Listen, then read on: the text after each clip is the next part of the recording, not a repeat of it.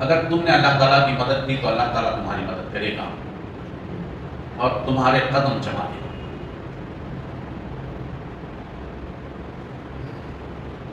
یہ بات بڑی تعجب لگتی ہے کہ ہم اللہ تعالیٰ کی کیسی مدد کریں۔ وہ تو ہر چیز کا قادر، مالک، حاکم اور ہر چیز پر قدرت رکھنے والا ہے، اس کو مدد کی کیا ضرورت ہے، اس کو مدد کی کیا احتیاج ہے؟ یہ ہمارے ذہن میں ایک سوال آ سکتا ہے۔ لیکن اللہ تعالیٰ نے یہ بتایا کہ اس کی مدد سے مراد یہ ہے کہ اللہ تعالیٰ کے دین کے لیے ہم اس کے راہ میں جد و جہد کریں، اپنا مال، اپنی جان، اپنا سب کچھ کھپائیں۔ تو یہ گویا اللہ کی مدد، یہ اللہ تعالیٰ کہہ رہا ہے، یہ ہے تو ہمارے اپنے فائدے کے لیے۔ دین پر چلنے سے، دین کے احکامات پر عمل کرنے سے اللہ تعالیٰ کا فائدہ نہیں ہو رہا ہے، بلکہ فائدہ انسانوں ہی کا ہے۔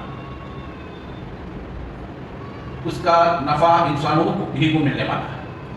لیکن اللہ تعالیٰ یہ کہہ رہا ہے کہ اگر تم یہ کام کرو گے، اپنی مدد آپ کرنے کو بھی اللہ تعالیٰ میری مدد کرنا ہے۔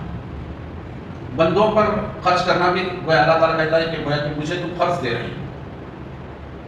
خرچ تو ہم بندوں پر کر رہے ہیں، انسانوں پر کر رہے ہیں، اپنے بھائی بندوں پر کر رہے ہیں، معاشرے کے انسانوں پر کرتے ہیں، لیکن اللہ تعالیٰ کہتا ہے کہ یہ گویا کہ اللہ کو تم دے رہے ہیں۔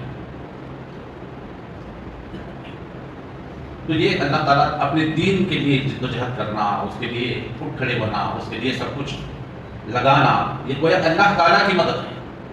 اللہ تعالیٰ کہتا ہے کہ گویا کہ تم میری مدد کر رہے ہیں، میرے دین کے لیے، میرے احکامات کو، میرے کلمے کو بلند کرنے کے لیے تم اٹھو گے تو اللہ تعالیٰ تمہاری مدد کرے گا۔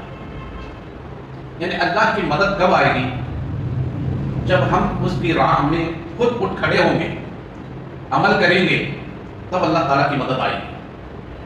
اگر ہم کچھ کرنے کے لیے تیار نہیں ہیں تو اللہ تعالیٰ کی مدد نہیں آئے گی۔ چاہے تم پر دنیا سارے مصائب، مشکلات اور ظلم و تشدد تم پر کیا جا رہا ہو، اللہ تعالیٰ کی مدد نہیں آ سکتی بغیر اس کے کہ ہم اللہ تعالیٰ کے لیے اٹھ کھڑے ہونے کا جذبہ اپنے اندر رکھتے ہیں۔ اب جب بندہ اللہ تعالیٰ پر بھروسہ کر کے، اس پر یقین رکھ کے، اس پر توکل کر کے پھر دنیا سے لڑ جانے کے لیے، ساری دنیا کی طاقت سے بھڑ جانے کے لیے، مقابلہ کرنے کے لیے اٹھتا ہے، تو پھر دنیا دیکھتی ہے کہ اس چوٹی کے سامنے کوئی حیثیت اس کی اس چوٹی میں نہیں ہے جو ہاتھی کے مد مقابل کرا۔ لیکن جب اللہ کی مدد آتی ہے تو چوٹی کامیاب ہوتی ہے اور ہاتھی ناکام اور شکست کھاتی ہے۔ یہ اللہ تعالیٰ کا اصول ہے، یہ اللہ تعالیٰ کی سنت ہے، یہ قانون ہے اللہ تعالیٰ کا۔ تو بھائی اور بزرگوں، چونکہ اس واقعے پر 2 مہینے سے زائد ہو چکے ہیں، 60 دنوں سے زیادہ اس پر عرصہ بیت چکا ہے، ہم بھول چکے ہوں گے، ہمارے ذہنوں سے بات نکل گئی ہوگی کہ دنیا میں اللہ کے نام لیواؤں کو کس طرح کچلا جا رہا ہے، کس طرح پیسا جا رہا ہے، کس طرح ٹکڑے ٹکڑے کیا جا رہا ہے۔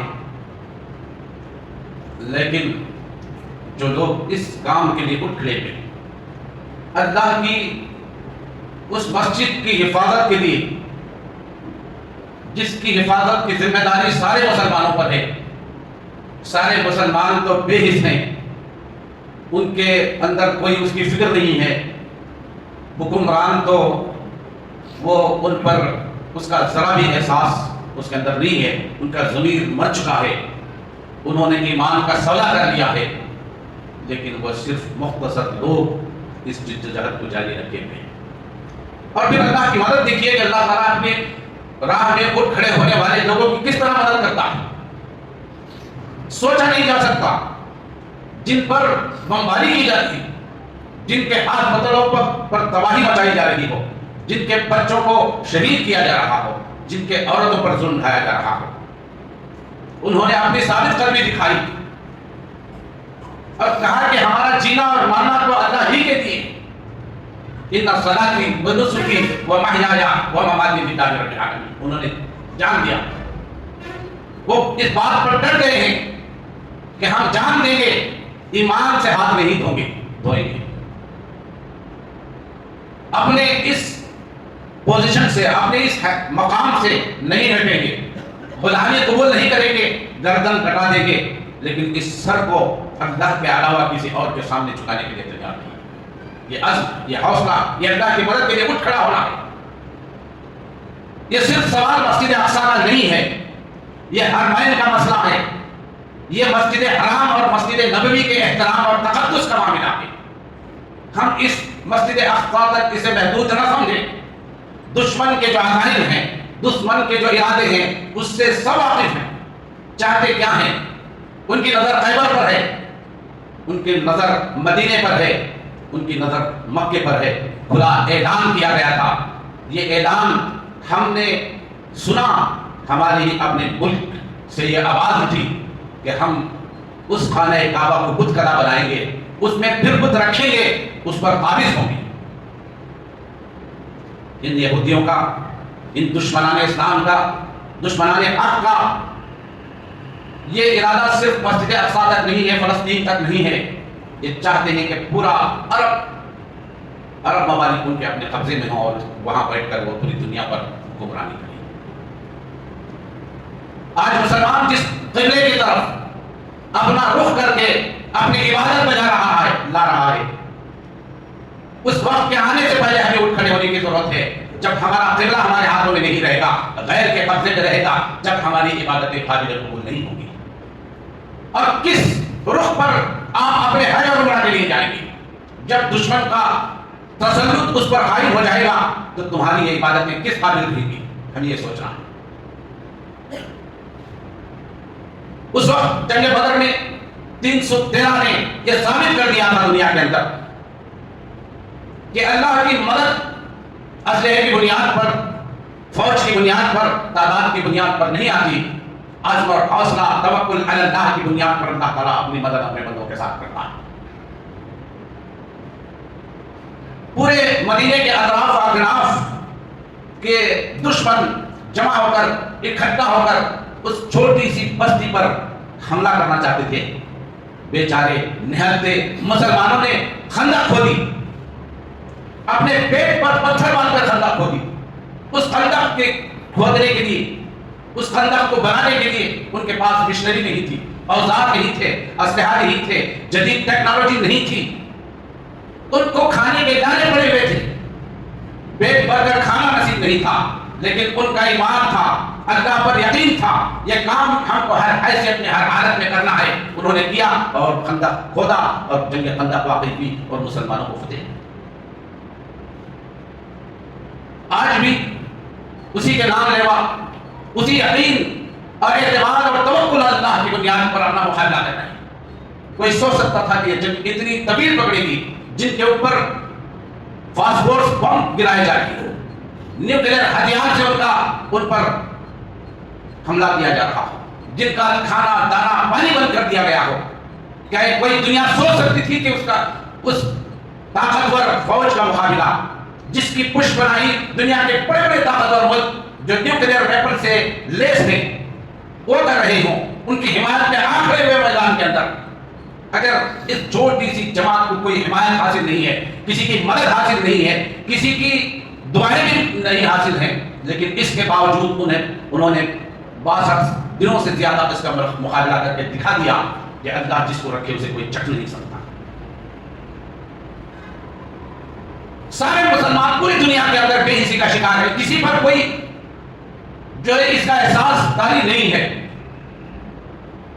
پورے نام لیوا مسلم ممالک اس کے اطراف اپنا اس کے پڑوسی ہیں اور انہیں مرنے کے لیے بے سہارا چھوڑ دیا گیا ہے۔ اللہ نے آج ہم پر ان کی مدد فرض قرار دی ہے۔ قرآن مجید میں اللہ تعالیٰ نے کہا ہے کہ تمہیں کیا ہو گیا ہے کہ تمہارے بچوں کو، عورتوں پر ظلم ڈھایا جا رہا ہو اور تم اللہ کی راہ میں جدوجہد کرنے کے لیے نہیں اٹھ کھڑے ہوتے۔ ما لكم اذا قيل لكم انفروا في سبيل الله استعقلتم الى الارض ارضيتم بالحياة الدنيا من الاخرة فما متاع الحیات الدنیا الا قلیل. تمہیں کیا ہو گیا ہے جب اللہ کی راہ میں جدوجہد کرنے جہاد کرنے کے لیے پکارا جا رہا ہے, بلایا جا رہا ہے, دعوت دی جا رہی ہے, قرآن تمہیں اٹھانا چاہتا ہے تو تم زمین سے چمٹ کر رہ جاتے ہو. ارضیتم بالحیات الدنیا, کیا تم آخرت کے مقابلے میں دنیا پر راضی ہو چکے؟ یہ ممالک جو اس مسلم ممالک کہلاتے ہیں یہ دنیاوی مفاد کے پیش نظر ان کی زبانیں نہیں کھل رہی ہیں, یہ گم ہو چکے ہیں, یہ اس دنیا کی طاقت سے مرعوب ہیں, ان کے پٹھو بنے ہوئے ہیں, ان کے غلام ہیں, دربوک ہیں. ان کے اندر جرأت نہیں ہے, ان کے اندر ایمان کی طاقت نہیں ہے, دنیاوی مفاد ان کے پیش نظر ہے. کہا ہے کہ پیٹرول بند کر دو خود بخود دشمن کی طاقت کمزور ہو جائے گی, انہوں نے انکار کر دیا. تعلقات استوار کر لیے, تعلقات منقطع کرنے کی بات کہی گئی, کچھ نہیں, زبان سے اگر یکجہتی اور اتحاد کا مظاہرہ کرتے آج مسلم ممالک, تو آج غزہ کی یہ نوبت نہیں آتی کہ روزانہ ملبے تلے بچوں اور لاشوں کو ہم دیکھتے ہیں, روزانہ بچوں کا عورتوں کا قتل عام دیکھتے ہیں, ندیاں خون کی ندیاں بہ رہی ہیں, مسلمان بے حسی کا شکار ہے. عوام نہیں ہے, مسلمانوں کے حکمرانوں کی بات کر رہا ہوں. لیکن بھائیوں اور بزرگوں, یہ احساس ہمارے اندر بھی کم ہے. ہم طرف نہیں رہے جذبہ اپنے بھائیوں کو, اپنے بچوں کو, اپنے عورتوں کو قتل ہوتے ہوئے ہمارے آنکھوں خون کے آنسو نہیں بہا رہے ہیں. یہ کمی ہے ہمارے اندر ایمان کی. جہاں اللہ کے رسول صلی اللہ علیہ وسلم نے یہ بتایا تھا کہ مومن کے لیے ایک جسم کے مانند ہے. اذا اشتكى تداعى له سائر الجسد كله, جب یہ جسم کے کسی حصے پر تکلیف پہنچتی ہے تو سارا بدن تھرا اٹھتا ہے, کانپ اٹھتا ہے اور درد سے گرانے لگتا ہے. کیا یہ درد سارے امت مسلمہ کے اندر پائی جاتی ہے؟ کیا احساس نظر آتا ہے؟ کیا یہ اضطراب اور بے چینی ہمارے اندر نظر آتی ہے؟ نہیں. اور یہ ہماری ایمان کی کمزوری کی نشانی ہے. یہ وقت تو یہ ہے کہ ہر آدمی یہ سوچے کہ اب ہمارے اوپر جہاد فرض ہو چکا ہے, ہمیں نکلنا چاہیے, لیکن کم سے کم یہ احساس تو ہونا چاہیے کہ ہم اپنے بھائیوں کے لیے درد محسوس کریں. ان لاشوں کو دیکھ کر ہمارے نیندیں حرام ہو جانی چاہیے, ہماری زندگی کے اندر چین ختم ہو جانی چاہیے. لیکن ایسا نہیں ہے. وہ لڑ رہے ہیں چند لوگ اور اللہ کی مدد ان کے شامل حال ہے. میں یہ بات آپ کے سامنے کئی ہفتوں سے بول رہا ہوں. وہ ناکام نہیں ہے, نامراد نہیں ہے. اور یہ جان لیجیے کہ خدا نخواستہ اگر پوری طرح اسرائیل نے پورے فلسطین پر غزہ کے سمیت قابض ہو گیا, فاتح ہو گیا, تو ناکام اور نامراد امت مسلمہ کے افراد ہیں, غزہ کے لوگ نہیں. وہ تو کامیاب ہیں, ہر روز اپنی کامیابی کی خوشخبری لے کر جا رہے ہیں.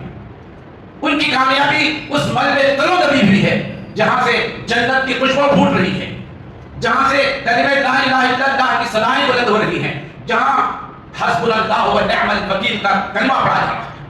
وہ تو کامیاب ہیں ہر حالت میں, ہر حیثیت سے وہ لوگ کامیاب ہیں. وہ لوگ کامیاب ہو گئے. پورے مسلمانوں کی قیادت کے باوجود انہوں نے اپنی جرأت اور بہادری دکھائی, ایمان کا ثبوت دیا. ان الذین قالوا ربنا اللہ ثم استقاموا کی مثال پیش کی, جہاں فرشتے ان کی مدد کے لیے نازل ہو رہے ہیں. ورنہ یہ کسی انسانوں کی طاقت کا مظاہرہ نہیں ہے کہ ساری دنیا کی طاقتوں کے سامنے وہ ڈٹے ہوئے ہیں. اور آج تک حماس کے ایک فرد کو, ایک فوجی کو انہوں نے نہیں پکڑا. یہ مدد اللہ تعالیٰ کی ہے.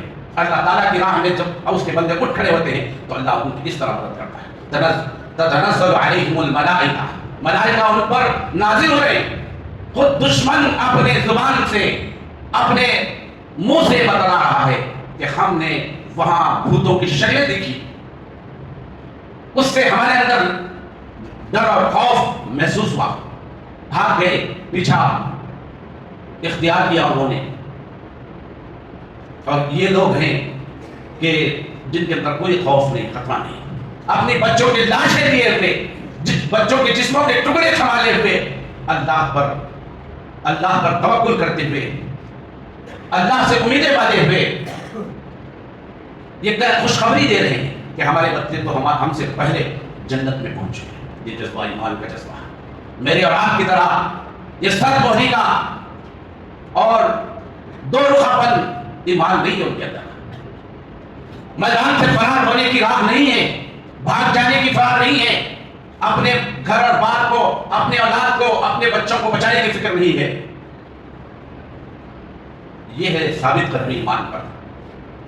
لیکن ہمارا حال کیا ہے؟ ہمارا ایمان کہاں ہے؟ ہمارے اندر کہاں بڑھت ہے؟ ہم کتنے بے قرار ہوئے ہیں؟ کتنا اللہ کو ہم نے یاد کیا ہے؟ کہ ہمارے نمازیں درست ہوئی؟ جو لوگ جمعہ کی نماز کو وقت پر نہیں آ سکتے وہ 5 وقت نمازوں کی کیا اہتمام کر پائیں گے؟ جن کو نماز کے لیے قربانی نہیں دی جا سکتی وہ اللہ کے راہ میں جد و جہاد کرنے کے لیے, جہاد کرنے کے لیے کیسے اپنے اندر جذبہ پیدا کر سکتے ہیں؟ معمولی چھوٹی سی اپنی پیاری نیند کو قربان نہیں کر سکتے فجر کی نماز کے لیے. یہ ہمارا ایمان ہے, اور وہ ایمان قابل دید ہے.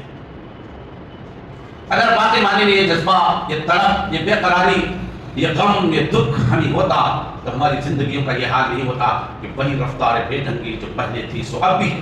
کسی طرح کی کوئی تبدیلی, کوئی انقلاب مسلمانوں کے اندر نہیں آیا. رجوع اللہ کی کیفیت پیدا نہیں ہوئی.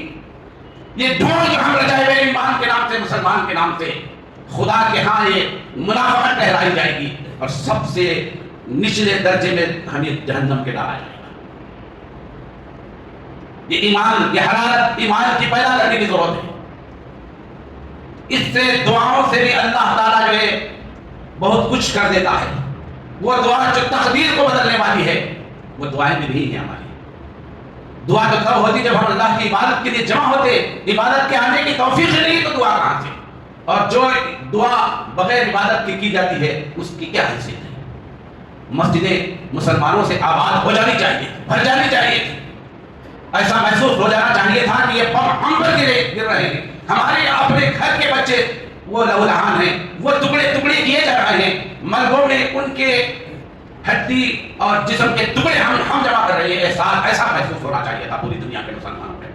لیکن نہیں, کہیں سے کوئی آہ بکا نہیں, کوئی درد نہیں, کوئی دعا نہیں ان کے لیے. یہ بے حسی ہے, یہ ہمارا ایمان ہے. کیا ابھی وہ وقت نہیں آیا ہمارے لیے کہ ہم اٹھ کھڑے ہوں, اپنے بھائیوں کی مدد کے لیے پکاریں, اللہ سے دعا مانگیں, رو رو کے ان کے لیے گڑ گڑائیں؟ اس سے بھی ہمارا حصہ اس میں شامل ہو جائے گا. یہ حصہ بھی ہمارا نہیں ہے, اس حد تک بھی ہم نہیں ہیں. اور بلکہ اس سے بڑھ کر ہم دنیا کی کاوشوں میں, دنیا کی مصروفیت میں ایسے مگن ہیں کہ بس یہی اسی دنیا کو ہم نے سمجھ لیا ہے, اسی کے لیے دوڑ دھوپ ہماری. ارضیتم بالحیات الدنیا, باقی معنی میں ہم نے دنیا کو اپنا لیا ہے, اسی لیے ہمارے اندر آخرت کی کوئی فکر نہیں. ابھی بھی انہی گناہوں میں, انہی غلطیوں میں, انہی برائیوں میں ملوث ہیں جو اس سے پہلے ہم کیا کریں. اس سے پہلے جس راہ پر ہم چل رہے تھے وہی ڈگر ہماری آج بھی. ہم یہ کہہ سکتے ہیں کہ ہم مسلمان کیا کر سکتے ہیں؟ اتنا تو کر سکتے ہیں, یہ ہمارے اعمال بدعمالیوں کا نتیجہ ہے.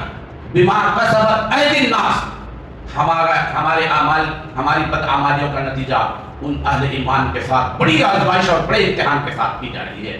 اس لیے کہ اللہ تعالیٰ کا یہ قانون اور اصول ہے کہ جتنا ایمان اونچا ہوگا اتنی آزمائش اور امتحان اتنی اونچی ہوتی ہے. ہمارے ساتھ کوئی امتحان نہیں, ہمارے ساتھ کوئی آزمائش اس لیے نہیں ہے کہ ہمارا ایمان اتنا ہے ہی نہیں کہ ہمارے ساتھ ایمان کا یہ آزمائش کی جائے. افحسب الناس ان یترکوا ان یقولوا آمنا وهم لا یفتنون, کیا مسلمانوں نے یہ سمجھ رکھا ہے کہ جنت میں صرف لا الہ الا اللہ کہہ لینے سے, عبداللہ عبد الرحمن کا نام رکھ لینے سے جنت میں داخل ہو جائیں گے؟ افحسبتم ان تدخلوا الجنة ولما يأتكم مثل الذين خلوا من قبلكم مستهم البأساء والضراء وزلزلوا حتى يقول الرسول والذين معه متى نصر الله الا ان نصر الله قريب. کیا تم سمجھتے ہو کہ جنت میں ایسے ہی صرف نام رکھ لینے سے, دعوے کر لینے سے اور دین کے چند چیزوں پر کو اپنا لینے سے, اس پر عمل کرنے سے جنت میں چلے جاؤ گے؟ حالانکہ تم پر وہ آزمائشیں, وہ امتحانات تمہارے ساتھ نہیں لیے گئے جو اس سے پہلی امتوں کے ساتھ اللہ تعالیٰ نے دیا. اور اس وقت رسول اور ان کے ماننے والے پیروکار پکار اٹھے, متى نصر اللہ, اللہ کی مدد کب آئے گی؟ تو اللہ تعالیٰ نے کہا الا ان نصر اللہ قریب، یقیناً اللہ کی مدد تمہارے قریب ہے، ضرور تمہیں مدد حاصل ہوگی، لیکن اس آزمائش سے گزرنا، اس کے امتحان کو پاس کرنا لازمی ہے۔ ہم چھوٹا امتحان بھی دینے کے لیے تیار نہیں ہیں، ہم چھوٹی قربانی بھی دینے کے لیے تیار نہیں ہیں، اس راہ میں اپنی انگلی تک کٹانے کے لیے تیار نہیں ہیں، اور ہم چاہتے ہیں کہ شہادت کا وہ عظیم منصب نہیں حاصل ہو جائے، اور اس عظیم منصب کے عوض اللہ تعالیٰ نے جو باتیں، جو نصرت، جو رحمت رکھی وہ ہمیں حاصل ہو جائے، یہ ہونے والے نہیں ہیں۔ یہ دین دعوے کی بنیاد پر اختیار کرنے کے لیے اس دنیا کے اندر نہیں آیا، اس دعوے کے مطابق اپنے عمل کو اپنے عمل سے ثابت کرنے کے لیے آیا۔ یہ گفتار کا نام نہیں ہے، سراسر کردار کا نام ہے۔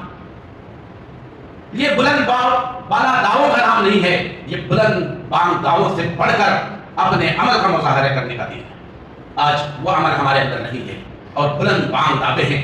مجھے اگر کوئی کسی نے منافق کہہ دیا تو مجھے میرا غصہ برداشت میں نہیں رہتا، لیکن عمل سے میرا عمل پکار کر کہہ رہا ہے تم منافقوں سے بھی پیر گزرے، تمہاری کوئی حیثیت نہیں ہے، لیکن اس عمل کی جو آواز ہے وہ آواز ہمیں نہیں سنائی دے رہی ہے۔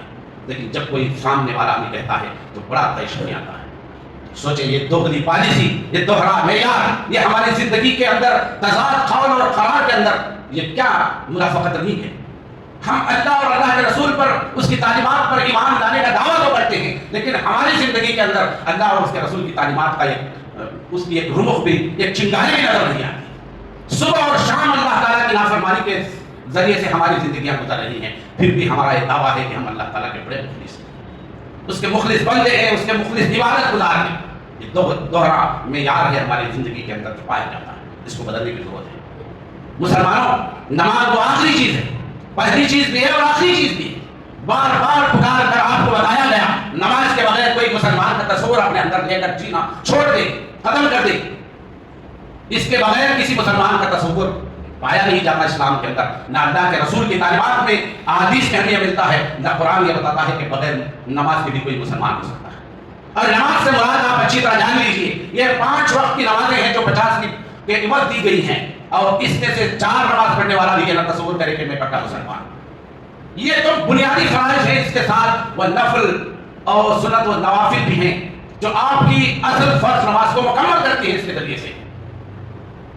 تو آج ہمارا یہ تصور کہ 4 نمازیں پڑھنے والا بھی اپنے آپ کو مخلص سمجھے، بڑا متقی اور پرہیزگار بن کر ہمارے سامنے آئے، تو یہ بڑے تعجب اور اچھونے کی بات ہے۔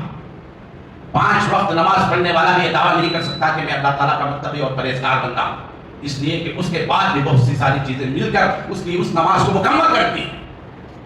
لیکن یہ اولین چیز ہے، اسلام کے جو 5 بنیاد ہیں، ارکان ہیں، اسلام میں داخل ہونے کے ساتھ ہی فوراً جس چیز کا مطالبہ ایک مسلمان سے کیا گیا اپنی نماز ہے۔ اور پھر اللہ کے رسول صلی اللہ علیہ وسلم نے یہ بھی فرمایا کہ ایک زمانہ آئے گا کہ اسلام کے حصے بکرے اور ٹکڑے ٹکڑے ہو جائیں گے، اول ما نقضاها الحکم وآخرها الصلاۃ۔ اس کا پہلا، یہ جو دین کا پہلا حصہ ہوگا، کڑی ہوگی، وہ حکمرانی ہوگی، حکومت ہوگا، اقتدار ہوگا، وہ تو مسلمانوں سے چھین جائے گا۔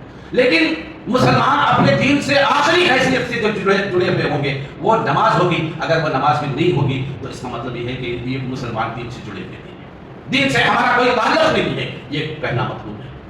تو بھائیو اور بزرگوں، ہماری یہ غفلت، ہماری یہ کوتاہی بہت ہو چکی ہے، ہم بہت بے حس ہو چکے ہیں، دنیا میں ڈوب چکے ہیں، اب اٹھنے کی ضرورت ہے۔ اس میں ہماری بھلائی، ہماری نجات کا سامان اسی میں ہے کہ ہم اپنے اندر شعور بیدار کریں۔ میں مسلمان ہوں تو میری ذمہ داری، میں کس لیے اللہ تعالیٰ نے مجھے امت مسلمہ میں بنایا، امت مسلمہ کا فرض کیا ہے، امت مسلمہ کا ایک فرد ہونے کی حیثیت سے میری ذمہ داری کیا ہے، ہر ایک اپنی جگہ محسوس کرے، یہ درد اپنے اندر پیدا کرے، یہ غلطیوں سے، گناہوں سے توبہ کر کے واپس پلٹ آئے۔ ہو سکتا ہے کہ اللہ تعالیٰ اس کے ذریعے سے اپنی رحمت نازل کر دے۔ اس رحمت کی بدولت جو مسائل، مشکلات اور امتحان کے عظیم پہاڑوں سے وہ غزہ اور فلسطین کے لوگ گزر رہے ہیں، اللہ تعالیٰ ان کو راحت دے دے۔